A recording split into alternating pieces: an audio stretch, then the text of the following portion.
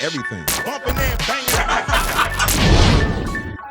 Big Boys Big Neighborhood. Boy. All righty, man. I got one of our friends up in here, and this is not our first time hanging out with her. Renee Graziano is up in here, ladies and gentlemen. Mob Wives. Welcome back. How you doing? Thank you. I'm doing very well. Nice to see you and everyone else. All righty. So Welcome. what's going down? Let's jump right to it, man. Mob Jump. Wives, 6th season. Is this the series finale? Well, according to VH1, they're saying the last stand. However, I do believe that we will get picked up by somebody. I don't think it's Yeah. over. Right. I think it's too much more life in the Mob Wives. Now, what brought all the ladies back once again? I'm really happy that Carla came back. I had seen Carla over the summer last year, and I invited her. You know, Carla and I have had our bouts. Some differences, we like to call it. Like, well, actually, it's called hair pulling. Go ahead now. Yeah. But you know, yeah, season 1. Yes. Yes. All righty. Was that the hotel room? No, that was my house. Oh, okay. All right. Go ahead now. But I've grown and she's grown, and we were able to sit down and tell each other exactly what was said. And I'm really glad that she's back. There are 2 new girls. Yeah. Brittany, who I do not care for, I was about to. That was my next question, but go ahead. and Marissa. Marissa's they're both very fiery. They both are. I'm going to give that to them. They both have mouths on them, and they say what they feel, and that's great for the show. However, my feelings towards Brittany, and it's not just because her mother and father cooperated. It's because I just don't like her attitude. Wow. So how do they get on the show if you guys aren't really feeling it 100%? Is it like the powers that be is kind of saying, this would add a little something to the show? Well, Karen's dad was away with Brittany's father, so that's how that ended up together. And then Brittany came on, and I could not help myself, and I had to say how I felt, and I will always stand by what I believe. Man, and you say it's not because the family cooperated, but it's crazy when we think about Mob Wives. Like, this is so real. You know what I'm saying? Like it's really Mob Wives. Yeah, it really is, and I wouldn't consider her a mob wife by Right. by any means. Right. But with Brittany, it is she and my bad, because there's a scene in episode 1 where she said that her mother had to make a choice. It was either put her kids in foster care or cooperate. Here's how I feel. If you didn't do something wrong in the first place, you wouldn't have to put your children in foster care. I turned around and said, like a fool, well, my son's going to foster care because I would never snitch. Wow. Now, let me correct that. I have a mother, a father, sisters. My son's never going to go to foster care, but I'm also never going to do anything to jeopardize my child to put him in foster care, not like the mother. I heard So that. if you did something wrong, you don't tell. You're not supposed to tell just to lighten your sentence. These are your children. You had them. Gangster, bro. This No is snitching here? Yeah, I don't think I'm wrong. I don't think I'm wrong. You got brothers and sisters, send those kids off. Right. And stand up. You said stand up and do your time. That's right. You did it. So now face the consequences. You don't tell on, like my ex-husband. You did it, so you want to tell on people to make your sentence lighter? No. I heard That's not the way it works. Don't become a criminal. Right. What about when people say how much on Mob Wives? Like, you would think years ago that would have been you breaking the code, even doing a television show like Mob Wives. And I do understand the gentleman's perspective when they say that we did break a code. However, I'm talking about my family, my father. That's my father. I'm not talking about anybody else in the streets. My father. Every one of us have our own family story. If they don't like it, they don't have to tune in. But I'll tell you this. They tune in. Yeah, they do. I know we do. Oh, yeah. I'll meet a guy and he'll be like, great story. And I'll be like, oh, I thought you didn't watch. Don't tell nobody. Right. Come on now. Can I ask you, is the mob still active?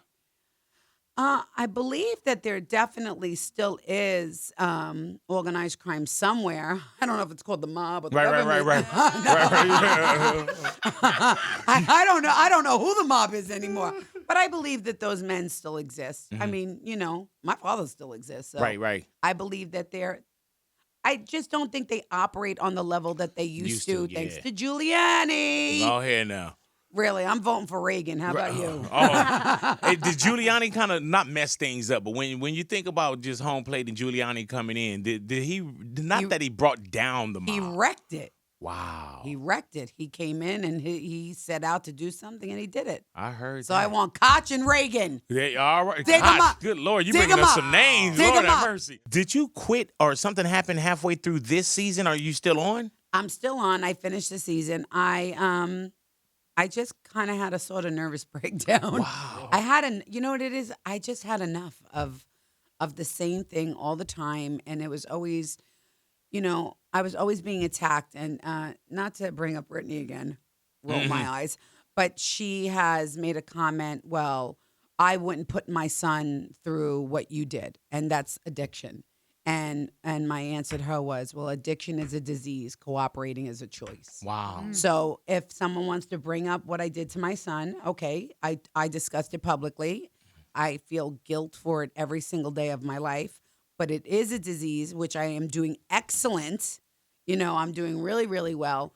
Cooperating is a choice. You choose to become a criminal. You choose that you have free choice. So when it comes to who I want in my circle, that's my choice. I hear you. And if I don't like what you're about, I don't want you in my circle. I don't need no more lights shined upon us.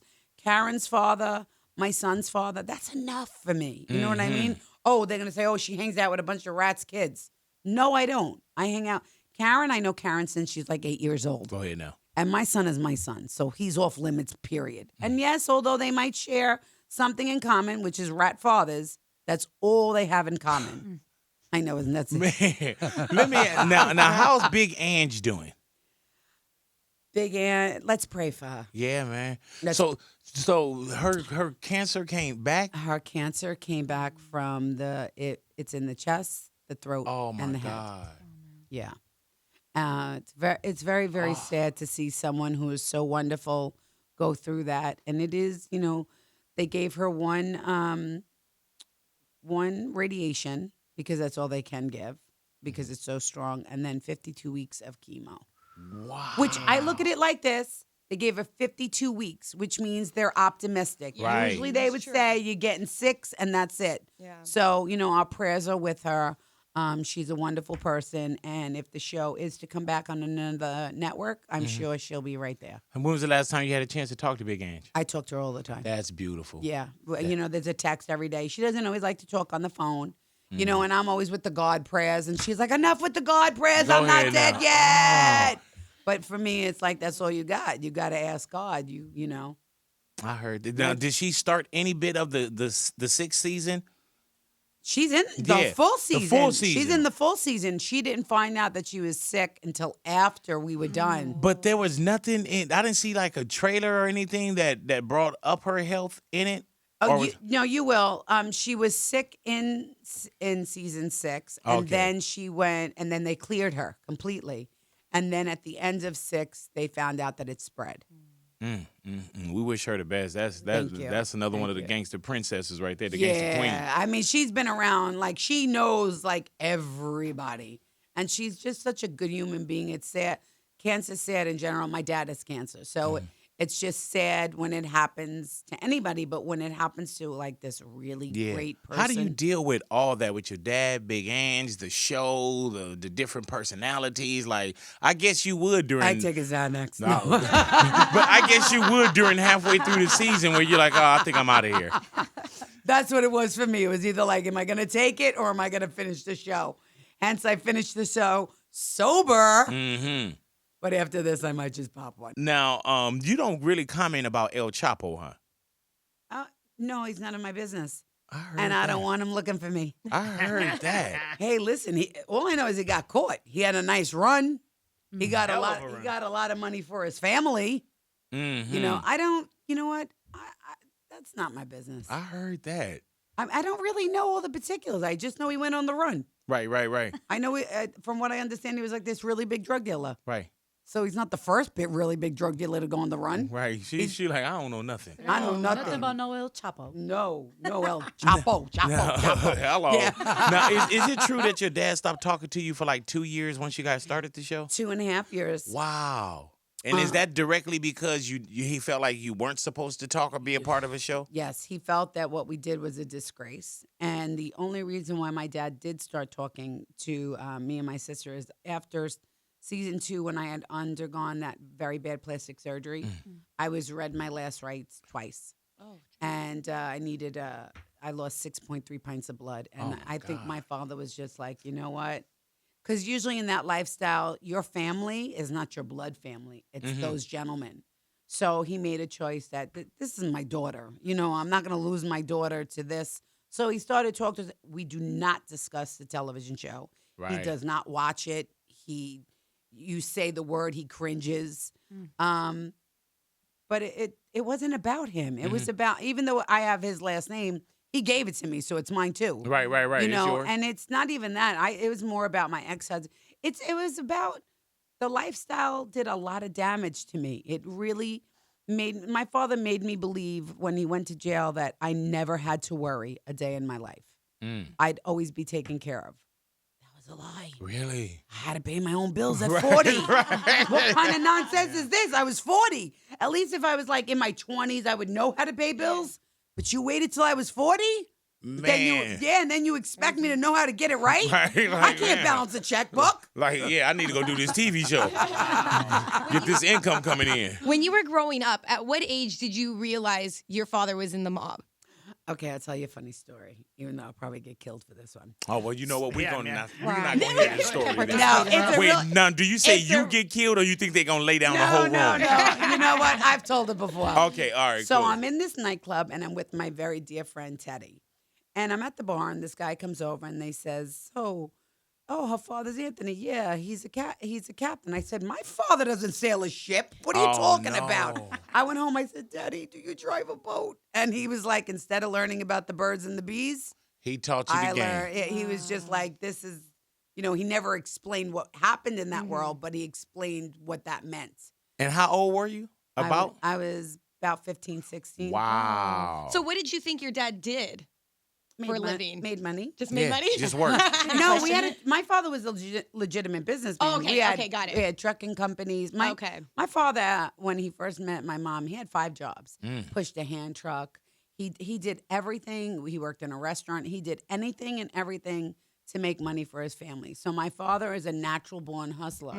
He just ran into these guys. They created their own organization. I don't know why everybody's mad at them for. They don't bother nobody, but their own. And he became part of, how we say, the underworld. All right. Good Lord. All righty. Oh, this is a scary interview. Think I'm going to leave. Yeah. No, but you know what? You know the craziest part? He's the nicest. He's so funny. That's dope. He's just such a wonderful, he'd give you anything. Well, you know what? I love you. Thank you. Let him know that, too. Yeah. All righty. What you got planned for Valentine's Day? I don't have a boyfriend or a date. Are guys intimidated by the mob wives? They're intimidated by me. Right. Yes, absolutely. Because you seem like you straight up for. I mean, I watched the Yeah. show. I know you. It seemed like, you be like, hey, get that little dick out of here. Yeah. What's going to do with that little thing right No, there? you want to laugh really quick? I met a guy, he's from London, and he said, so I was reading about your family, and I understand that your ex-husband, he murdered somebody. And I was like, oh, I think you read too much into it. He goes, how do you make too much of murder? And I was just like, oh, I'm through it. Oh, what am I going to do? And you can't change. Really? who I Did he am. go on a second date? Just the first. Oh, yeah. Damn, it was one hell of a first date. Hello. Renee Graziano up in here, ladies and gentlemen. Once again, every Wednesday night, Mob Wives, man, VH1. Renee, it is always a pleasure to see you, my love. Thank you. Best believe that. Y'all stick around, y'all radio's Big Boys Neighborhood.